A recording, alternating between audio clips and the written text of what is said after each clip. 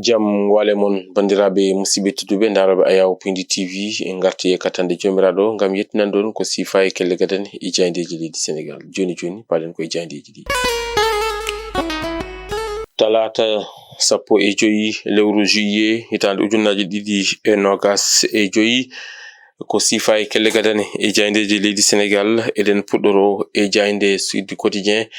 kamɓe musidɓe men jayndiyankoɓe ɓe garti e konngudi hoorejo leydi ndi woni Bassirou Diomaye Faye e wiide makko kay ɓen winonnoɓe wonde kay conflit nena hakkude makko e mo ganduɗa kañum woni hoorejo jagorɗe yoɓe paam hay conflit goto ala ɗon ɗum woni ko jaynde Sud Quotidien habri e hello muɗum arwani o e nder jaynde woni e nder nden ɗon jaynde ganduɗa kay ko kam woni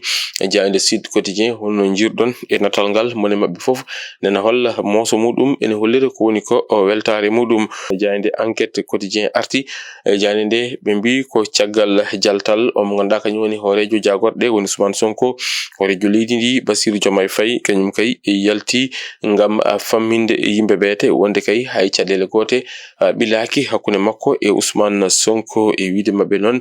mo ganduɗa kañum woni hoorejo leydi ndi omona waɗa calme jeu o ɗum ina tawe e nder nden ɗon jaynde ganduɗa kay ko kañum woni jaynde Enquête Quotidien koye on saha jaynde Las Quotidien kañum ne naati dingaral jaynde nde arti tan e lawɗinde ɗin ɗon konngudi ganduɗa kay hoorejo leydi ndi woni Bassirou Diomaye Faye suuti ɗum e wiide makko kay il y a aucun conflit entre Sonko et moi ɗum ina tawe e nder nden ɗon jaynde kono ɗum ko musidɓe men jayndiyankoɓe ɓe garti tigi rigi e ngal ɗon pellittal ngal ganduɗa kay ƴettama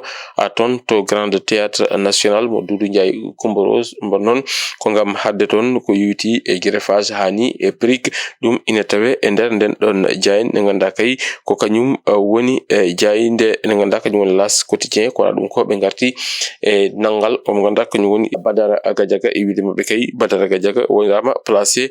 sous mandat de dépôt ɗum ina tawe e nder nden ɗon jaynde nde ganduɗa ko kañum woni jaynde Las Quotidien jaynde Walf Quotidien kañum ne naati dingaral kañum noon arti e kan ɗon haala e wiide mabɓe kay conflit avec Sonko les vérités de Diomaye mo noon ko caggal ɗin ɗon konngudi binoɗi wonde kay hakkunde Diomaye kam e Sonko hakkude mabɓe welani e wonde noon ɓe garti ngam famminde kay e artude ɗin ɗon gongaji ɗi ganduɗa kay Bassirou Diomaye Faye gaddi ɗum ngam laɓɓitinde wonde kay hakkude makko e Sonko ene weli ene wayno sukara ɗum ina tawe e nder jaynde nde ko ɗum kay goɗɗum ko tawate e jaynde he ko konngudi maître Oumar Youm e wiide makko noon o weltaki hay e lawol gotol e nanggal omo ganduɗa kañum woni Badara Gadiaga ko ɗum noon saabi o wi kay o parquet o koko wayno ni koko wonti ɗum ko wiyete ko laboratoire politique ɗum ina tawe e nder nden ɗon jaynde ganduɗa kay ko kam woni e jaynde Walf Quotidien e jaynde L'Observateur kañum ne koye on ɗon fannu naati e caggal ɗin ɗon konngudi ganduɗa kay hoorejo leydi ndi suuti ɗum ngam laɓɓitinde ko yowiti e hakkude makko e omo ganduɗa kañum woni hoorejo jagorɗe ɓe garti kadi ko yowiti e nanggal omo ganduɗa kañum woni Lat Diop ɓe mbide ko ngol woni lawol tataɓiwol Lat Diop ina waɗa ɗaɓɓade ɗum ngam yidde muɗum hebde ko wiyete ko liberté provisoire ene wontande salanama ɗum ɗon ne kadi ina tawe e nder nden ɗon jaynde ganduɗa kay ko kam woni jaynde groupe Futurs Médias nde jaynde L'Observateur jaynde Vox Populi kañum ne arti e on ɗon Badara Gadiaga e wiide mabɓe kay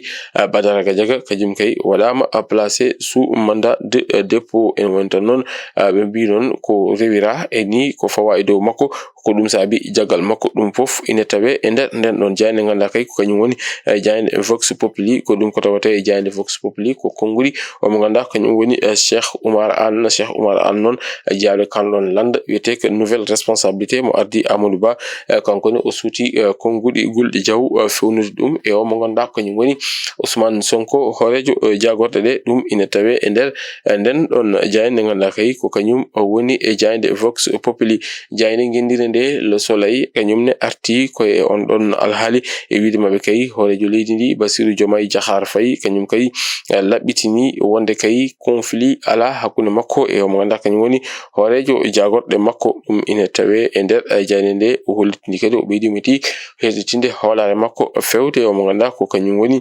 Ousmane Sonko ɗum ina tawe e jaynde jayde ngendire nde woni jayde lo soleil.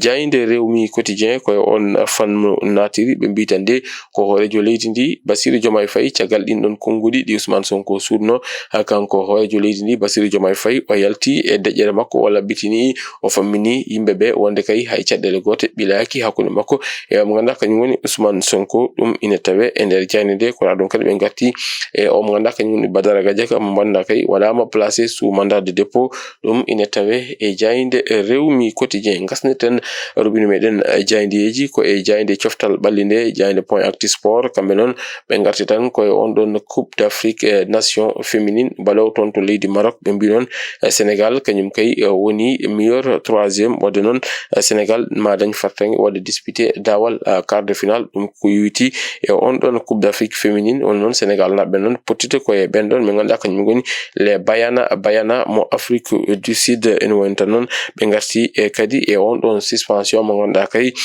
site wala no dum suspendi mbi non ko tas tribunal arbitral des sports kanyum kay wadi provisoirement suspendre on don suspension wadde non on don combat poddo wonde hakkunde site kam e Balla Gaye numéro 2 madum won hano hanirta niete bandiraɓe musibiti dube yeba ba yaw Pindi TV ko dum do ko min kem non rubnelade e ko sifa e kelle gadane e jayndeji leydi Sénégal adi meden e jayndeji diete ko jango wonat so Allah lamdo jabi do enden min be won jokke doftade kam e rewindade programme uji Pindi TV